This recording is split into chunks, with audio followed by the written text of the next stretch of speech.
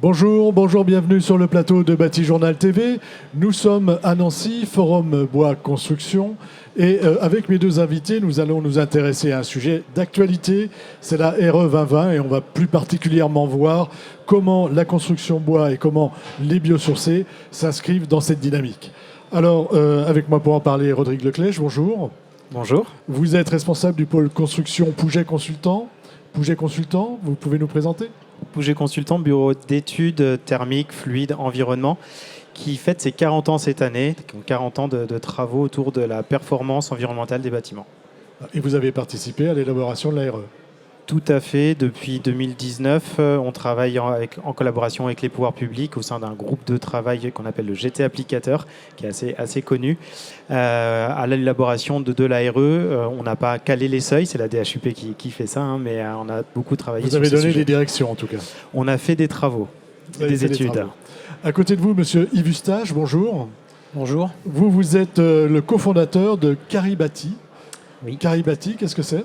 Alors Caribati est un bureau d'études expert des matériaux biosourcés et on travaille sur toute la chaîne de valeur, donc de l'amont sur le développement de filières jusqu'à l'aval pour les acteurs de l'immobilier qui cherchent des solutions biosourcées et qui veulent répondre aux exigences réglementaires du bâtiment. Vous vous intéressez à tout type de matériaux biosourcés. Et qu'est-ce qu'un matériau biosourcé en deux mots ? Alors tout type de matériaux biosourcés, effectivement, et un matériau biosourcé, c'est un matériau qui intègre de la biomasse, donc une matière première à base de biomasse, donc issue du végétal ou de l'animal.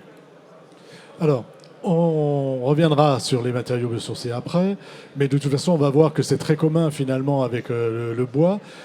Monsieur Leclèche, comment le bois, quels sont les atouts et quelles sont peut-être aussi les petites difficultés du bois par rapport à la RE 2020 ? Mais peut-être revenir un petit peu sur Rappelez-nous ce qu'est la RE 2020 et les grands axes. Je peux le faire assez rapidement.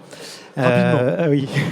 Ça, on ne va pas faire un cours de RE 2020 ici. Non, pas un cours, mais juste nous dire les grands axes. En gros, la RE 2020, donc applicable depuis début de cette année, va réglementer toujours la partie énergie, avec la sobriété énergétique, avec l'indicateur qu'on appelle BBio, les besoins bioclimatiques. Donc c'est la qualité de l'architecture autour du sujet énergétique, de la compacité et de la qualité de l'enveloppe du bâtiment. Sur la partie énergie, avec des indicateurs de consommation, comme on avait déjà avec l'RT 2012, qui sont renforcés. Et des indicateurs aujourd'hui sur le sujet du carbone. C'est pour ça que ce n'est plus une réglementation thermique uniquement, mais c'est une réglementation environnementale parce qu'on aborde le sujet carbone avec deux indicateurs. Un indicateur sur les émissions liées aux consommations énergétiques, donc toutes les énergies qu'on a calculées en fonction des énergies qu'on utilise, est-ce qu'elles émettent beaucoup ou pas de CO2. Et ensuite, un indicateur sur l'utilisation, les émissions de gaz à effet de serre liées aux matériaux utilisés pour construire notre bâtiment. Et dernier point assez essentiel aussi de la qualité de construction, c'est le confort d'été aujourd'hui, qui est un sujet prégnant. Qui a été introduit introduit dans la RE, qui existait dans la RT 2012, mais avec une vision qui n'était pas très performante et un indicateur qui n'était pas très utilisé. Mais là, dans la RE, on a vraiment un indicateur qui est intéressant, qui s'appelle le degré-heure, sur lequel on pourra revenir effectivement. On y reviendra. Sur maintenant la construction bois. En quoi la construction bois, comment la construction bois répond ou pas aux critères de la RE 2020 et comment la construction bois, qu'est-ce qu'elle peut apporter en fait ? Alors, sur la construction bois, en général, on va distinguer deux grandes familles de construction bois. On va parler de murs manteaux, où on va rester sur des solutions mixtes bois-béton, par exemple, béton ou autre système plutôt conventionnel, on va dire, mais avec une structure qui va rester un petit peu de ce qu'on fait habituellement, mais par contre, on va changer les façades en mettant des murs manteaux en bois. Ça, c'est la construction donc mix bois-béton. La deuxième grande famille, c'est la construction bois, où on fait du 100% bois avec de la structure bois, des murs bois, des planchers bois. Dans les deux cas, on se retrouve avec une façade qui est en général très isolante, très performante, parce qu'on a un manteau complet qui enrobe le bâtiment, on va dire, avec un très bon niveau d'isolation. Donc des faibles déperditions, un très bon niveau de traitement des ponts thermiques également, ce qui fait en fait que l'indicateur BBio de la RE, qui est déjà plus performant que la RT 2012 de l'ordre de 30%, en construction bois ou mix bois-béton, on arrive sur des niveaux à peu près BBio RE 2020 moins 20%. Donc une sobriété énergétique qui est renforcée grâce à la Et construction qui bois. est déjà acquise par rapport à des objectifs plus lointains. Tout à fait, effectivement. L'ARE 2020 n'évolue pas forcément sur le secteur, sur la partie énergie. Aujourd'hui, il y a l'ARE 2020 est Oui, c'est vrai que je pensais. Alors sur les autres sujets aux aujourd'hui, on a un émissions problème, carbone. c'est qu'on ne pense plus que carbone. Tout à fait. Donc, Mais déjà, il faut savoir effectivement qu'un projet en bois va en général avoir une sobriété énergétique plus importante qu'un bâtiment, on va dire, traditionnel de base. C'est un peu intrinsèque à cette façon de construire. Donc, plus grande sobriété énergétique, donc moins de consommation, donc moins d'émissions de CO2.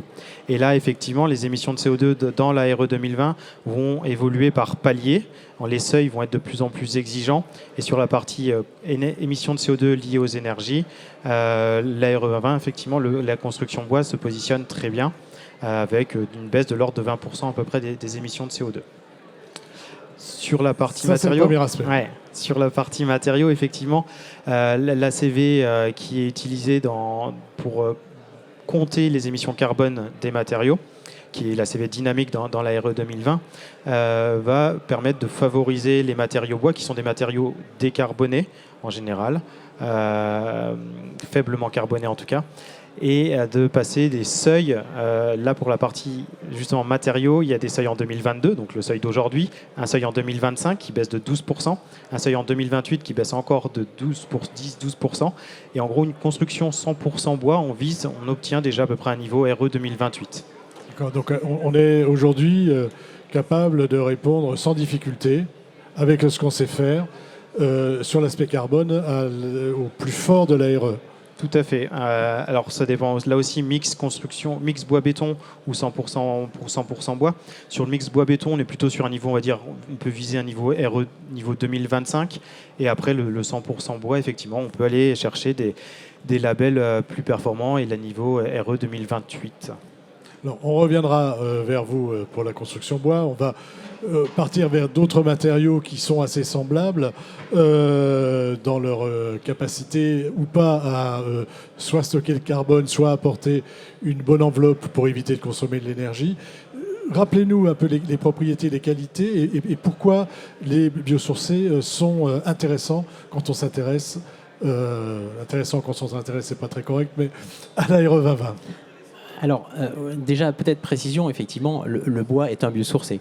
Donc, c'est vrai qu'on a l'habitude de faire la différence. Fait la différence tout le temps, mais le premier biosourcé, c'est quand même aujourd'hui le bois. Alors, à côté de ça, il existe effectivement un certain nombre d'autres matériaux biosourcés qui sont aujourd'hui et qui se développent, notamment les isolants, qui est l'autre grande famille des produits biosourcés, avec 27 millions de mètres carrés mis en œuvre par an, une croissance assez forte, plus 87% depuis 2015. Donc, c'est l'autre grande famille de biosourcés qui se développe et qui apporte aussi des réponses par rapport à la RE 2020.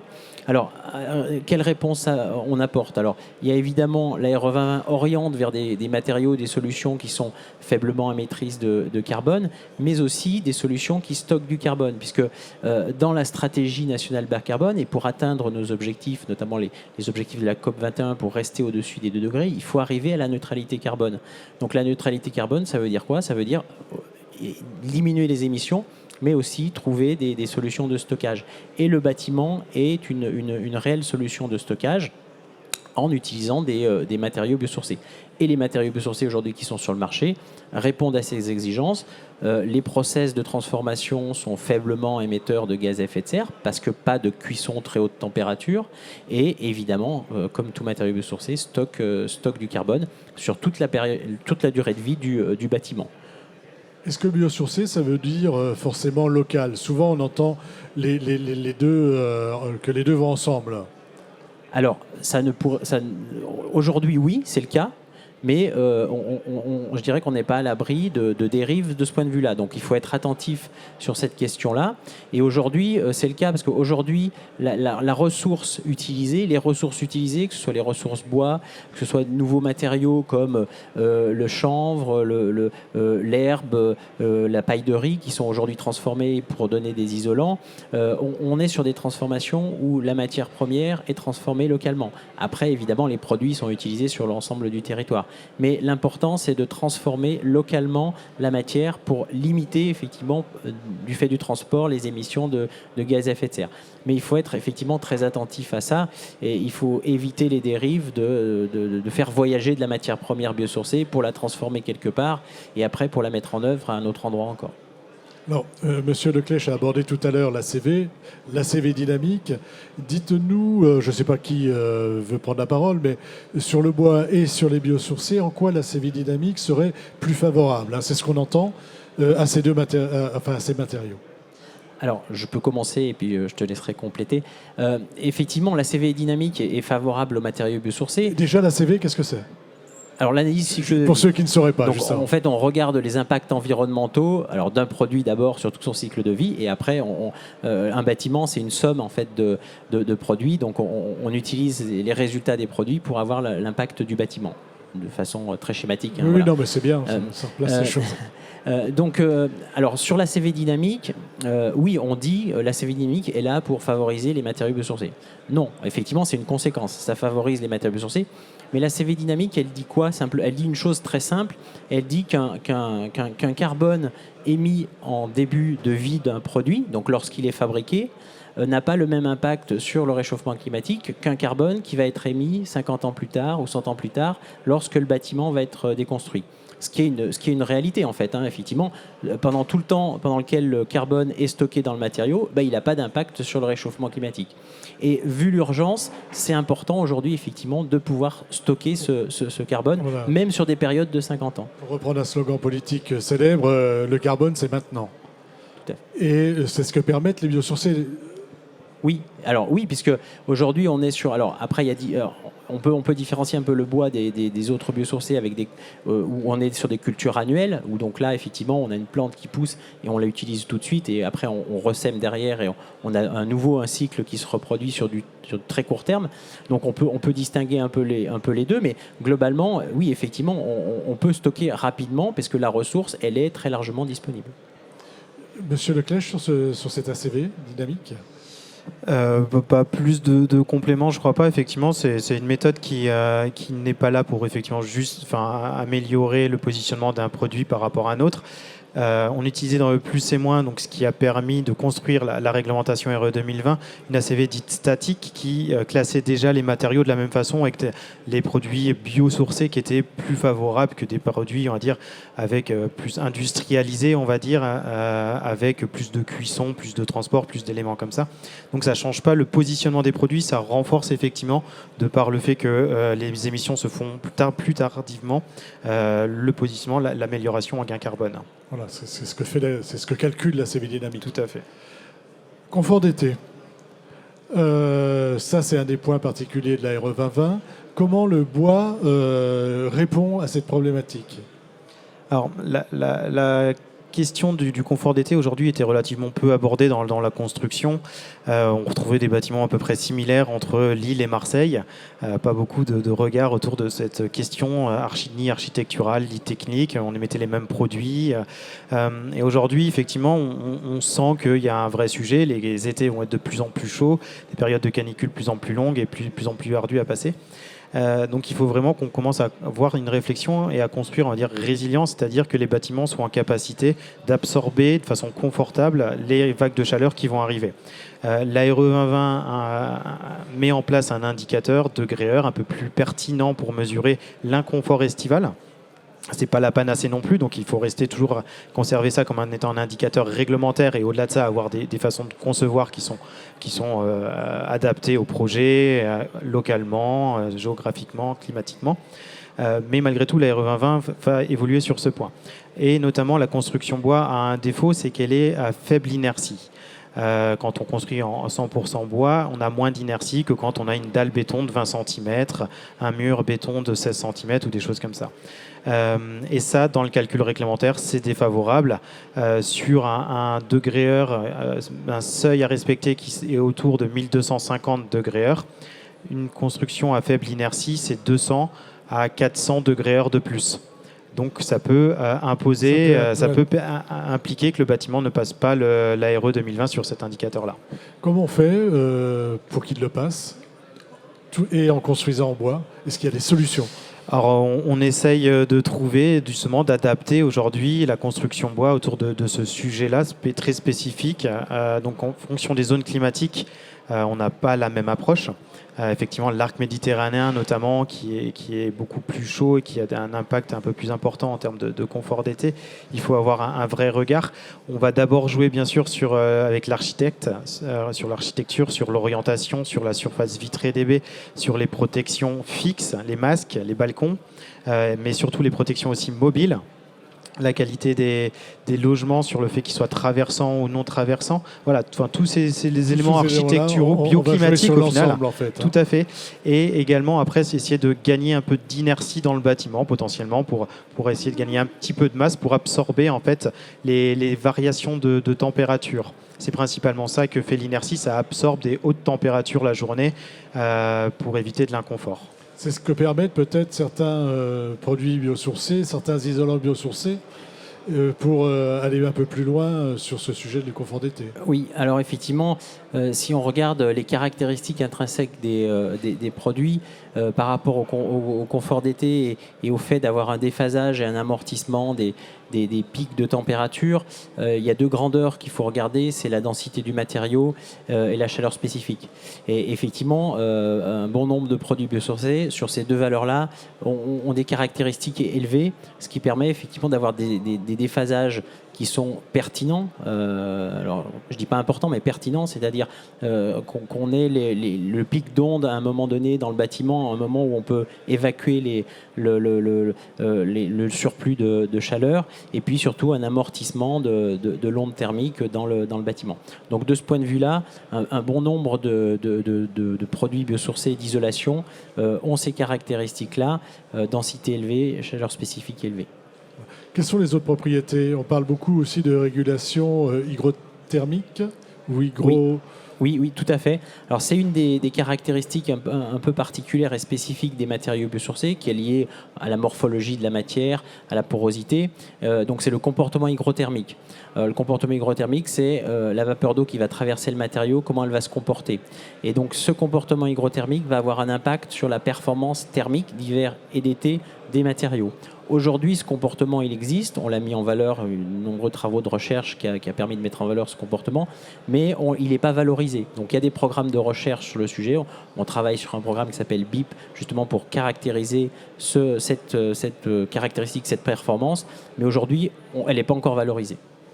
Alors, je voudrais qu'on revienne encore sur les produits biosourcés, que vous nous disiez un petit peu où on en est avec la ressource, parce que de temps en temps, on entend dire qu'on n'y arrivera pas. Alors, la ressource aujourd'hui, la ressource biosourcée qui est utilisée pour fabriquer des produits, elle est très faible. Il existe de la ressource biosourcée non utilisée. On peut imaginer, donc aujourd'hui on parle des bétons de chanvre qui sont fabriqués à partir de chanvre, mais on pourrait faire des bétons de colza, des bétons de tournesol. Il existe toute une série de granulats ou de fibres qui sont aujourd'hui pas utilisés et pour lesquels on peut envisager, et d'ailleurs certains industriels travaillent déjà sur des développements, pour apporter de nouveaux matériaux à partir de nouvelles ressources. Donc aujourd'hui, je veux dire, le champ des possibles en termes de ressources, il est très large. Alors après, il faut veiller à ce que la ressource ne vienne pas de l'autre bout du monde. Mais ça, il faut être attentif. Il faut être attentif à ça. Dernière question sur les filières. Est-ce que les filières sont prêtes ? Est-ce qu'elles sont en train de se structurer ? Est-ce qu'on a tous les outils pour les professionnels pour mettre en œuvre, je pense aux avis techniques, aux certificats SRMI et autres ? Oui, alors les filières sont structurées, se structurent par intermédiaire d'associations, de syndicats professionnels, le RFCP pour la paille, Construire en chanvre pour le chanvre, l'AICB pour les isolants. Donc il y a une structuration, il y a effectivement des développements propres à chaque filière et tous ces produits rentrent dans le cadre normatif et aujourd'hui les produits sont sous technique courante parce que règles professionnelles, avis techniques, ATEX.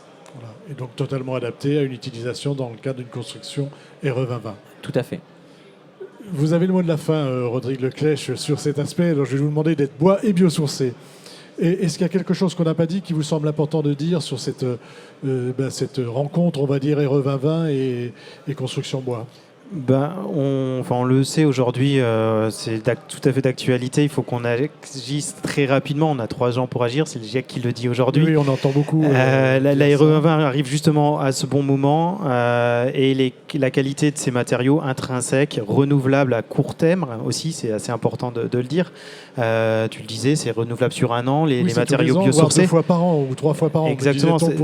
C'est quand même quelque chose d'assez formidable de pouvoir utiliser ces matériaux aujourd'hui dans nos bâtiments. Il faut y aller, c'est tout. Il faut y aller, c'est le message. Merci messieurs d'être venus sur le plateau de Bâti-Journal TV nous parler donc de RE2020, mais surtout de savoir comment les matériaux biosourcés et le bois peuvent s'intégrer et répondre aux exigences de cette nouvelle réglementation. Une émission à retrouver sur notre site Bâti-Journal TV et sur les sites de nos partenaires que sont le Forum Bois Construction bien sûr et France Bois Forêt, excusez-moi. Merci à vous. Merci. Merci.